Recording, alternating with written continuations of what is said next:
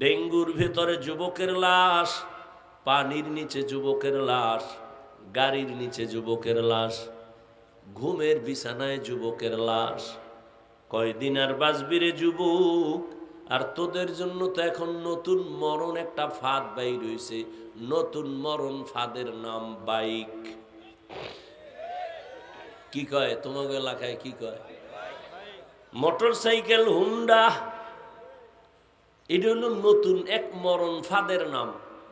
এখানে উঠলেই তো শরীরে শুধু আগুন জ্বলে, আর পেছনে যদি কোনো বিপরীত পার্স থাকে তো আরো আগুন। 10টার সময় ঘুম থেকে উঠা কয়, আম্মু একটু চরপেশনে যাব। কেন? আমার এক বন্ধুর সাথে মোলাকাত।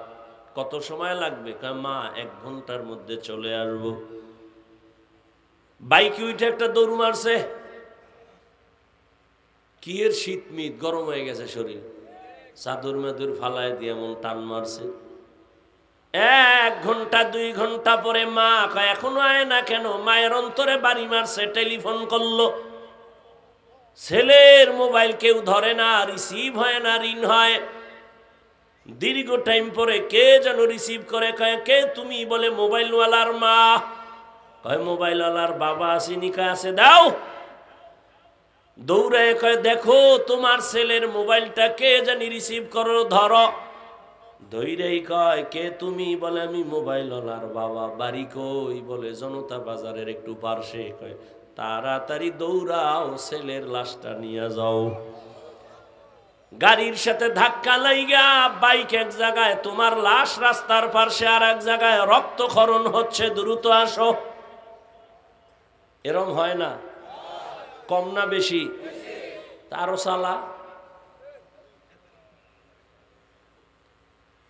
নিমক হারাম কি আর গায়ে লেখা থাকে?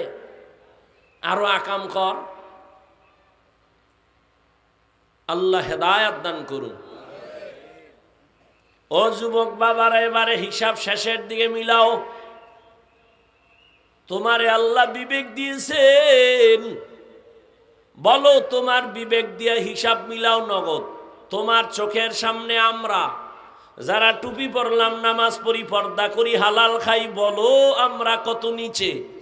আর তোমরা যারা স্বাধীনতা পাওয়ার আশায়, স্বাধীনভাবে চলার আশায়, দাড়ি নাই, টুপি নাই, নামাজ নাই, পর্দা নাই, বলো তোমরা আমাদের থেকে কত উপরে। কত উপরে আছো সম্মানে, শান্তিতে। আল্লাহর জাতের কসম, যারা আখেরাতকে লাথি মেরে শুধু দুনিয়া দুনিয়া দুনিয়া দুনিয়া দুনিয়ার পিছনে ঘোরে, 2 জিনিস পাওয়ার জন্য। কয় জিনিস? একটা চায় সম্মান, কি চায়? আর একটা চায় শান্তি।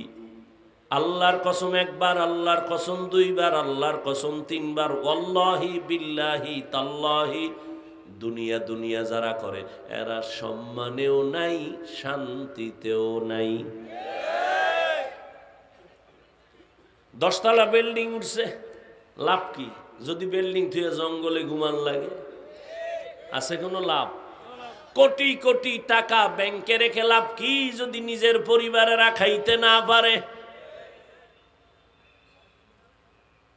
এই সম্মান আর শান্তি নাই। টাকা দিয়া সম্মান কিনলে একবার ফুলের মালা, ফাইনালে জুতার মালা। আর আমার মাওলার দেওয়া সম্মান, এই যে চেয়ারম্যানের চেয়ারের মেয়াদ শেষ, এমপির মেয়াদ শেষ, মন্ত্রীর মেয়াদ শেষ, ওসি ডিসিএসপির মেয়াদ শেষ, আর আমাদের নবীর আদর্শওয়ালা কোরআনওয়ালারা যেই চেয়ারে বসছে, এই চেয়ারের কোনো মেয়াদি নাই। আবার শেষ কিসের? দুনিয়ায় বাদশা, আখেরাতেও বাদশা। দুনিয়া দুনিয়া যারা করে, এগো হুশ নাই, ঘুম নাই, ছেলে দিয়া অশান্তি, মেয়ে দিয়া অশান্তি, স্ত্রী দিয়া অশান্তি, না বাইরে শান্তি, না ভেতরে মামলা হামলার ভয়। কি কথা কও না? আর কেমনে বুঝাবো? ওলামায়ে কেরামের কোনো টেনশন আসেনি। কিছু কিছু কপাল পরারা বলছিল হাফিজুর রহমান আর বয়ান করতে পারবে না। কেন? বলে সে আওয়ামী লীগের হুজুর। তুমি কি বিএমপির দালাল না তুমি জাসদের দালাল? এক দালাল, যে দালাল হে অন্যকে দালাল মনে করে। আলেম ওলামারা যদি আওয়ামী লীগের কাছে গিয়া থাকে, ইসলামের স্বার্থের জন্য গেছে, নিজের বাড়িঘরের জন্য যায় নাই। আলেম ওলামারা বিএমপির পেছনে যদি কখনো গিয়া থাকে, ইসলামের স্বার্থের জন্য গেছে, ব্যক্তির স্বার্থে যায় নাই। যদি যাইয়া হেরা আওয়ামী লীগ হইতো, তাহলে বোঝা গেল তার রং নষ্ট হয়ে গেছে। বরং আলেমদের ছোঁয়া পাইয়া এই দুনিয়াওয়ালারা অনেকেই দিনদারের পথে চলে আসছে। তোমার অন্তর খারাপ তো, গরুর গোস্তের খিচুড়ি কতই না মজা, কি এ যদি শীতের মধ্যে পায় সকালবেলা কি খুশি। কিন্তু একদল আবার আছে, কয় ভাই আমার 20 দাও 10 গ্রাম, তারপরে গরু দিও না। আছে না? কেন? গরুর মধ্যে বিষ, গরুর গোস্তে বিষ না তার ফ্যাটে বিষ? গরুর গোস্তের খিচুড়ি মজা, তুই খাইতে পারো না, তোর পেটে সমস্যা, চিকিৎসা কর।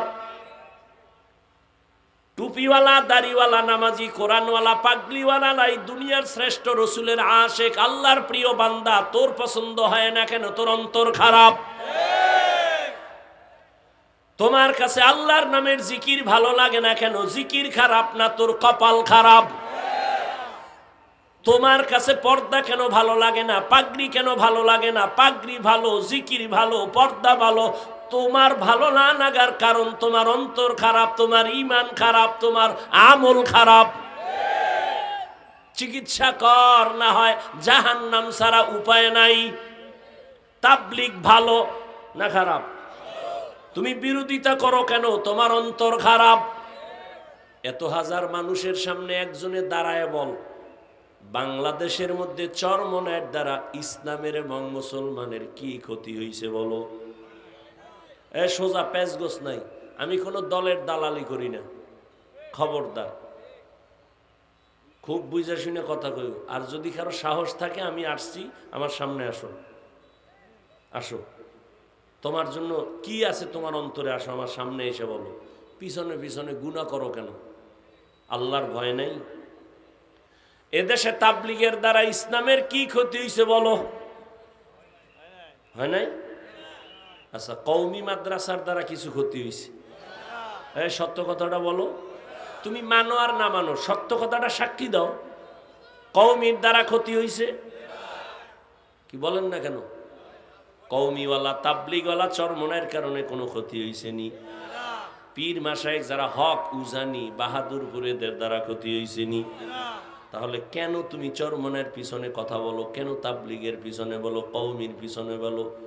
বোঝা গেল সরকার যা পারে নাই, কোটি কোটি টাকা ব্যয় করে লেখাপড়া শিখে আর্মি, র্যাব, পুলিশ বানাইছে সরকার, বিনা টাকায় অস্ত্র দিছে। সন্ত্রাসী বন্ধ করো, অশান্তি দূর করো, বিশৃঙ্খলা দূর করো, নেশাগুলো বন্ধ করে দাও। আর্মি, র্যাব, বিডিআর, পুলিশ গোষ্ঠী শুদ্ধ কাজ করতে করতে করতে করতে এখনো পর্যন্ত তারা পূর্ণ সফলতা অর্জন করতে পারে নাই। কিন্তু এই মানুষগুলো, খুব খেয়াল করো বাবা, আমি কোনো পক্ষ না, আমার ভুল ধরায় তো আমি এখন কানে ধরে তওবা করো। আমি চরমনায়ের দালালি করি না, তাবলীগেরও দালালি করি না। মদিনার আদর্শে, কোরআন সুন্নাহ অনুযায়ী যে চলবে সে আমার কলিজার মুরব্বী, সে আমার আপন বন্ধু। সোজা কথা, কোনো প্যাচ নেই। আর যে রসুলের আদর্শের বাইরে, সে আল্লাহর দুশমন, আমারও দুশমন। এই লক্ষ লক্ষ লক্ষ লক্ষ বাংলাদেশের জেনারেল লাইনের মানুষেরা তাবলীগের ছোঁয়া পাইয়া, চরমনাই উজানির ছোঁয়া পাইয়া, দেওবন্দীদের ছোঁয়া পাইয়া আজকে দাড়িওয়ালা, টুপিওয়ালা, সন্ত্রাসী কর্মকাণ্ড বাদ দিয়া হাতে তসবিহ, নামাজ আর পাগড়ি কি বানায় বলতেছি। তো তুমি বিরোধিতা করো কেন? হ্যাঁ, তোমার বিরোধিতা একটা লাভ আছে আমাদের, তোমার না। যত বিরোধিতা করো, জোয়ারের পানিতে যত বাদ দেয়, পানির শক্তি কমে না বাড়ে? ঠিক তোমার বিরোধিতার কারণে দেশে তাবলীগ আরো বেড়ে যাবে, কওমি মাদ্রাসা আরো বেড়ে যাবে। আমি তো ঘোষণা দিছি বাংলাদেশের প্রত্যেকটা ঘর হবে এক সময় কওমি মাদ্রাসা। কেন হবে? ওদের বাধার কারণে। ওরা বাধা না দিলে এত বাড়তো না। আর এটা কিন্তু নতুন তাবিজ না, এই পুরান তাবিজ। আবু জাহিল্লা মক্কায় ঘুরে ঘুরে কে খবরদার মোহাম্মদের কাছে যাবি না, পাগল হয়ে গেছে। এখন যে জীবনেও যায় না, হেঁকে এক নজর দেখতেই হইব। এত ভালো মানুষটারও পাগল কয় কেন? গিয়া যখন দেখে চেহারা দেখে কালেমা ভরাও। এ তাবিজ কি পুরান না, নতুন তাবিজ না। বিরোধিতা করলেই পারবে। হাফিজুর রহমানের বিরোধিতা যতই করো, সম্মান কি তোমার টাকায়? কে দিছে? আরে তুই এখানে বক বক করো, আমি নিজে প্রত্যেকটা ওয়াজে কই আমার এলেম নাই, আমার আমল নাই। 100% সত্য কথা। আমার এলেম নাই, কোনো কিচ্ছুই নেই। তাহলে যে কয় তারও তো একটু জিজ্ঞানো দরকার, তুই কেন এই সিফায়া খারাইছো? তুই না জনতা বাজারে বাজারে ঘুরো আর চাপাবাজি করো, হাফিজের অশুনা লাভ নাই। ওরে জিগাও না, ও আইছে কেন? ওরে ধৈর্য জিগা, তুই সিফায় খারাইছো কেন? ক তোরে কই শয়তানে লাড়ছে বল। মনে রাখি, সম্মান আল্লাহ যেটা দেয় এটা কেউ নিতে পারে না। বিউটি পার্লারের সৌন্দর্য দিয়া ডানা কাটা ভরি হয়ে গেছে। একজনে কয় কোটি টাকা দিল আমি এটা ছাড়া বিয়ে করুন, ডানা কাটা ভরি। বিউটি পার্লারের সৌন্দর্য দেখা পাগল হয়ে যখন বাসায় নিছি, পানি দিয়ে গোসল করার পরে দেখে জাম কালা। হায় হায় কপাল খারাপ, কি দেখা কি করলাম। মনে করছিলাম এটা তো আকাশের চাঁদ, এখন ফাইলার তলি। আরে যুবক, দুনিয়ার রং তামাশা দেখা, বাড়ি গাড়ি দেখা পাগল হইও না। আল্লাহর দেওয়া সৌন্দর্য আসল। আল্লাহর দেওয়া সম্মানের উপর আঙ্গুল তুলবা না, নিজে ওই পরিমাণ জায়গায় যাওয়ার চেষ্টা চালাও। নিজের কপাল পুরিও না রে বাবা। তুমি আমারে কত হাজার বার গালি দিছো, কত হাজার বার গীবত করছো, কত কবিরা গুনাহ করছো। মুসলমান হিসাবে নবীর আদর্শ অনুযায়ী কয়বার দোয়া করছো, আল্লাহ হাফিজ ভাইরে হেদায়েত দাও। কেটা তোমার দোয়া আমি পাওয়ার যোগ্য ছিলাম না নবীর আদর্শে? তুমি শুধু জীবনভর গালি দিলে, একবারও দোয়া করলা না। তো তুমি নবীর দুশ্মন ছাড়া আর কিছু? নবীর আদর্শ কি? নবীরে গালি দেন, নবী গালি দেন না, জবাবও দেন না। বরং নবী কান্না করেন, ও আল্লাহ তুমি আমার ভাইদের হেদায়েত দাও। ইহুদির হাতে তরবারি, নবী সামনে আর কেউ নাই। ইহুদি কই আব্দুল্লাহর ছেলে কি তরবারি দেখছুনি? কা দেখছি তো। এখন যদি তোর কল্লার উপরে মারি তো মারবি, ফিরাইবে কে? নবী কয় আমার আল্লাহ। এ কথা বলা মাত্র তরবারিটা হয়ে গেছে। নবীজি দইরা কয় ইহুদির বাচ্চা তরবারি কই? কয় মুহাম্মদের হাতে। এখন যদি তোর কল্লায় মারি, কয় মারবা, ফিরাইবে কে? কয় তুমি ছাড়া কে? নবী কয় না, ক আল্লাহ। ইহুদি কয় যদি আল্লাহ কই তো অর্ধেক কেন, পুরা কালেমাই ভরায়া দাও। ইমামুল আউয়ালিন আল আখিরিন বাহরে সাদকা রাহমাতাল লিল আলামিন। ও বাবা, তোমার কারণে কয়টা লোক দাড়িওয়ালা হলো, কয়টা লোক মদিনার টুপি পাইলো, কয়জন আল্লাহর বান্দা বান্দি পর্দাওয়ালা হলো, কয়জন আল্লাহর বান্দা বান্দি সুদের ব্যবসা ছাড়লো, কয়জন আল্লাহর বান্দা বান্দি আমার নবীর আদর্শওয়ালা হলো। এটা হিসাব হবে পুলসিরাতের গোড়ায়। তোমার কারণে যদি মানুষ দিন থেকে দূরে যায়, তুমি আজীবন বাইতুল্লাহর ঘরে বইয়া কানলেও জান্নাত পাবা না, পাবা না, পাবা না।